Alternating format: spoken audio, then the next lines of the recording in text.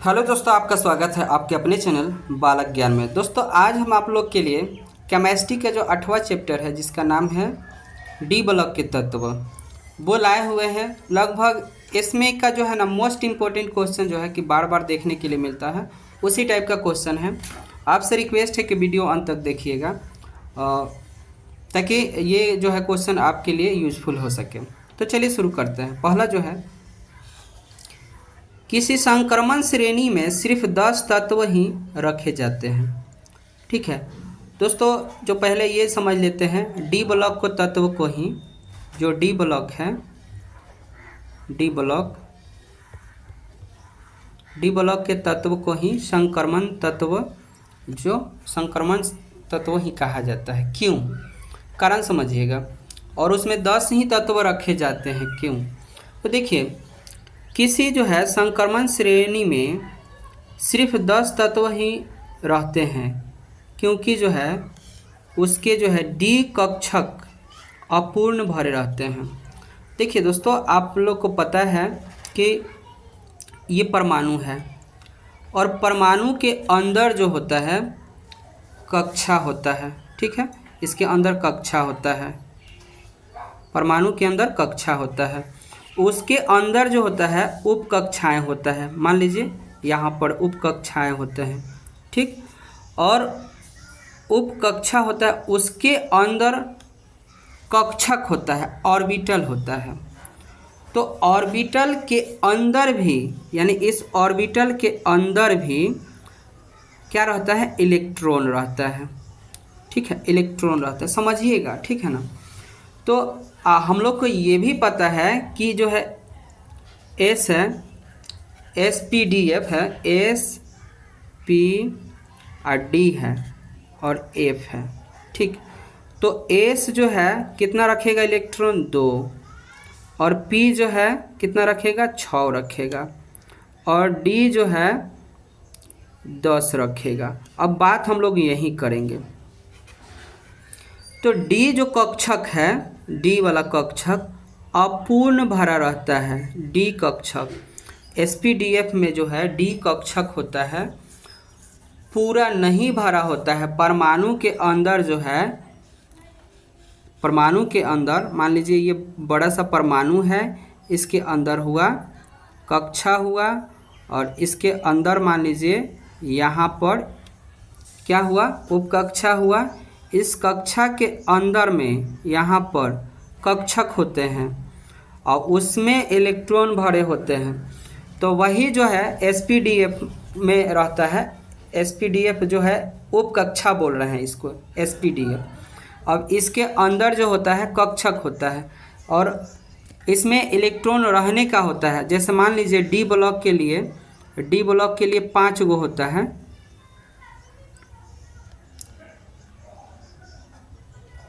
5 गो होता है। ये 5 गो इलेक्ट्रॉन भरता है, 1 2 ऐसे करके। ठीक है ना। तो मान लीजिए हम लोग के पास किसी तत्व का निकालेंगे तो ये जो है पूरा नहीं भरेगा, डी कक्षक जो है पूरा नहीं भरेगा, तो इसीलिए इसमें ज़्यादा तत्व नहीं रहेगा। तो यहाँ यही बोलना होगा कि डी कक्षक अपूर्ण भरे होते हैं किसी, अब इसके बताने के लिए समझिए, किसी संक्रमण श्रेणी में सिर्फ 10 तत्व ही रहते हैं क्योंकि उसके डी कक्षक अपूर्ण भरे होते हैं। ठीक है, या ये नहीं याद होता है तो ये बता दीजिए, प्रत्येक संक्रमण श्रेणी में 10 तत्व वाले ही होते हैं क्योंकि डी कक्षक उपकोष अधिकतम 10 इलेक्ट्रॉन वाले ही हो सकते हैं। ठीक है, अगला जो क्वेश्चन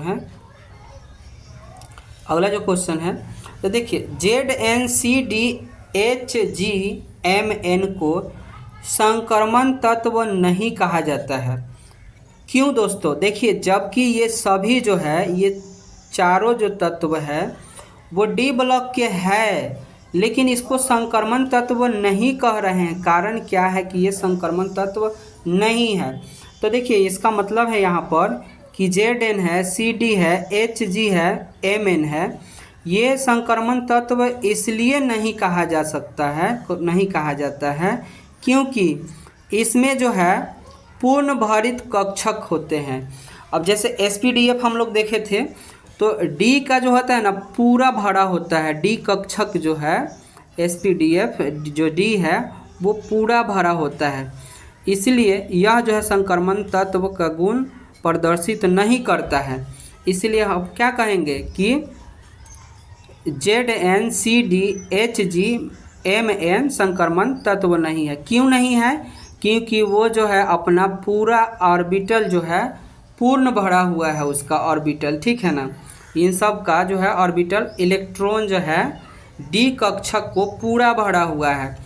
उम्मीद है कि आप समझ गए होंगे, ठीक है ना। अगला जो क्वेश्चन है, संक्रमण जो है तत्व रंगीन यौगिक बनाते हैं क्यों? तो कारण यही है, संक्रमण तत्व में अपूर्ण डी ऑर्बिटल होता है जिसके कारण उनके जो है यौगिक रंगीन होते हैं। सिंपल सा बात है कि संक्रमण जो तत्व है रंगीन यौगिक बनाते हैं। क्यों बनाते हैं भाई? तो कारण ये है कि उसका जो है ना डी कक्षक है पूरा नहीं भरा है, बस यही बता देना है। चलिए अगला जो क्वेश्चन है, लोहे के बर्तन में CuSO4 के घोल नहीं रखे जाते हैं, क्यों नहीं रखे जाते हैं? तो देखिए, जो विद्युत रासायनिक श्रेणी में लोहा तांबा से ऊपर आता है, यानी तांबा को ऊपर रखा गया है, ठीक है ना। इस जो है कारण जलीय घोल में लोहा तांबे के आयन को मुक्त कर देता है, यानी जो है लोहा जो है तांबे के आयन को मुक्त करता है। मुक्त मतलब है आयन निकाल देता है, ठीक है ना, मतलब जो है तांबे के आयन को निकाल देता है। तो इसलिए जो है क्या होता है, लोहे के बर्तन में क्या CuSO4 का घोल नहीं रखा जाता है, ठीक। अगला जो क्वेश्चन है, हालांकि हम कल भी इस पर बात कर चुके थे, लेकिन आज इस ब्लॉक का था तो हम सोचे कि चलिए आप लोग के लिए ला देते हैं। डी ब्लॉक के वर्ग हैं कौन सा? की वर्ग 3 से लेके 12 तक का क्या है? डी ब्लॉक का वर्ग है, ठीक है। इसको जो है संक्रमण तत्व भी कहा जा रहा है, ठीक। अगला जो क्वेश्चन है, डी और एफ ब्लॉक के तत्व को क्या कहा जाता है? तो अभी हम लोग देख लिए, डी ब्लॉक के तत्व को संक्रमण और एफ ब्लॉक को तत्व को आंतरिक संक्रमण तत्व कहते हैं। और संक्रमण तत्व के 4 श्रेणी जो है 3D है, 4D है, 5D है और 6D है, ठीक। अगला जो क्वेश्चन है, आप लोग के सामने पीरियोडिक टेबल हम दिखाएंगे, आप लोग ये समझिएगा किसकी बात हम कर रहे हैं। पीरियोडिक टेबल में जो एस ब्लॉक जो होता है और पी ब्लॉक है उसके बीच में जो गड्ढा रहता है नीचे वाला, उसी को बोला जा रहा है। आंतरिक संक्रमण तत्व की 2 श्रेणी कौन कौन सा है? दोस्तों जो है F4F जो है लेंथेनाइड जो होता है और 5F जो है एक्टिनाइड होता है। यही जो है आंतरिक, जो कि देखिए पीरियोडिक टेबल है, मान लीजिए यहाँ पर पीरियोडिक टेबल है, ये पीरियोडिक टेबल है, ठीक।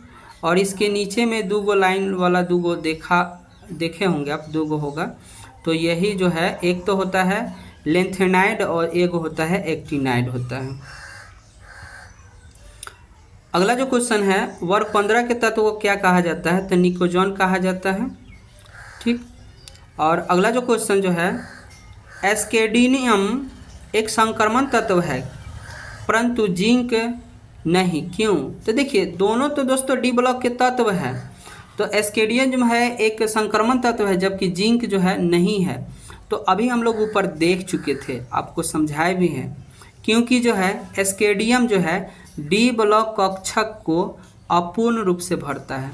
एस्केडियम जो है डी ब्लॉक जो कक्षक है, उस डी ब्लॉक आप लोग समझे हैं ना। मान लीजिए ये है और ये है और ये है, तो ये एस हुआ और ये पी हुआ और ये डी होगा। तो ये इसका जो है ना पूरा भर देता है, इलेक्ट्रॉन पूरा भर देता है डी ब्लॉक को। डी ब्लॉक को भर देता है कौन? जिंक भर देता है, ठीक है ना। तो जब पूरा जो भर देगा तो उसको क्या कहेंगे, संक्रमण तत्व नहीं कहेंगे, और जो नहीं भरेगा तो उसको कहेंगे। तो यहाँ पर देखिएगा कि क्योंकि एस्केडियम जो है डी ब्लॉक के कक्षक को अपूर्ण भरता है, यानी पूरा नहीं भरता है, डी पूरा नहीं भरेगा, तो इसलिए उसको संक्रमण तत्व कहेंगे। ठीक, जबकि जिंक डी ब्लॉक को पूरा भर देता है, इसलिए उसको इसलिए क्या है, एस्केडियम संक्रमण तत्व है और जिंक नहीं है। मतलब जिंक पूरा भर दिया तो वो संक्रमण तत्व नहीं है, एस्केडियम नहीं भरा तो वो है। चलिए अगला जो क्वेश्चन है, पोटेशियम डाइक्रोमेट का सूत्र, तो K2Cr2O7। अगला जो सूत्र है पोटेशियम पर मैग्नेट का सूत्र KMnO4। चलिए आगे जो है, ये तो हम लोग देख ही लिए थे। वर्ग 15 के तत्व को निकोजन कहा जाता है और वर्ग 16 के तत्व को कैल्कोजन कहा जाता है, और वर्ग 17 के तत्व को हैलोजन कहा जाता है, और वर्ग 18 के तत्व को उत्कृष्ट गैस, नोबेल गैस और अक्रिय गैस वाला कहा जाता है।